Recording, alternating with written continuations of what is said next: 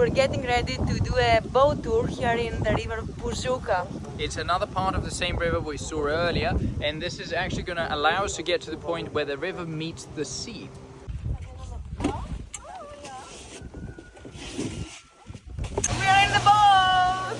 We're heading towards where the river meets the sea. This is the river Pujuca, and we can see the mangrove on either side of the river. We can see that there's vegetation, which they also call Mata Atlântica here in Brazil. Amazing!